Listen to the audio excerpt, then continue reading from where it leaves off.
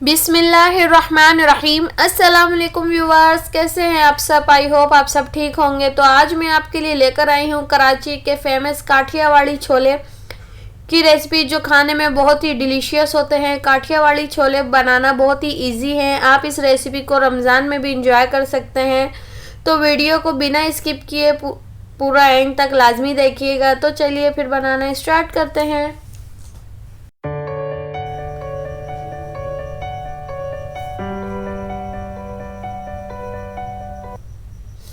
तो यहाँ मेरे पास है 4 कप चने का स्टॉक, यानी उबले हुए चने का पानी, जिसमें मैंने पानी में चने उबाले थे, ये वही पानी यूज़ कर रही हूँ मैं। और 2 कप मेरे पास यहाँ पे चने हैं, बॉइल्ड चने काबली वाइट वाले, और एक लार्ज साइज़ के आलू के साथ मैंने बॉईल कर लिए थे चनों को।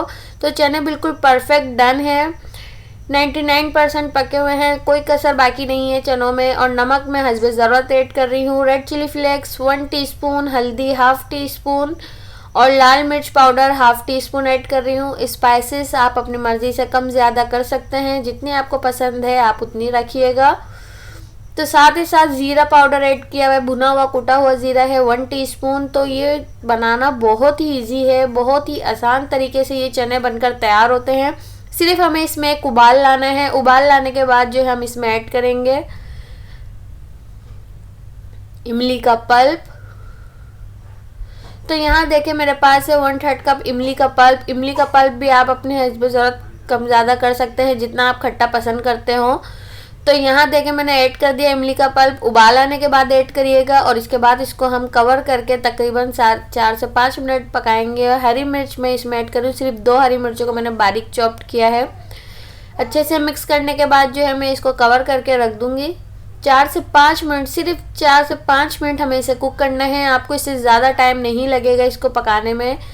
काला नमक ऐड कर रही हूँ 1 टीस्पून, और चाट मसाला ऑप्शनल है, 1 टीस्पून ऐड कर दिया है मैंने। काला नमक आप इसमें ज़रूर ऐड करिएगा। तो इसके साथ देखें मेरे पास 2 टेबल स्पून कॉर्नफ्लोर को मैंने थोड़े से पानी के साथ घोल लिया है, और इसमें मैंने ऐड कर दिया है। बस अब हमें इसको जस्ट मिक्स ही करना है, इससे ज़्यादा अब हम इसमें अब कोई चीज़ ऐड नहीं करेंगे। बस इसको हम तकरीबन 2-3 मिनट के लिए और पकाएंगे। और ये देखें थोड़े थोड़े से चनों को इसमें ज़रा सा मैश भी कर लीजिएगा, तो इससे जो है इसमें बहुत अच्छी सी थिकनेस आ जाती है। तो देखें थोड़े से टमाटर मैं इसमें ऐड कर रही हूँ, बाकी मैं गार्निशिंग में ही ऐड करूँगी। और ज़रा सी प्याज भी मैंने इसमें ऐड कर दी है चॉप की हुई, और हरा धनिया भी ऐड कर दिया है। बस अब फ्लेम को बंद कर देंगे और इसको डिश आउट कर लेंगे। तो सर्विंग बाउल में मैं सबसे पहले चनों को ऐड कर रही हूँ, साथ ही इसकी ग्रेवी भी ऐड करी है मैंने। इसकी ग्रेवी थोड़ी सी गाढ़ी गाढ़ी सी होती है, ऊपर से प्याज और टमाटर, हरा धनिया बहुत सारा सा, और चाट मसाला होममेड जिसको मैं आपको पहले ही बनाना सिखा चुकी हूँ, बहुत सारी पापड़ी ऐड कर दी है, और थोड़ी सी खट्टी मीठी इमली की चटनी। इसकी रेसिपी भी मैं आपको पहले ही बनाना सिखा चुकी हूँ।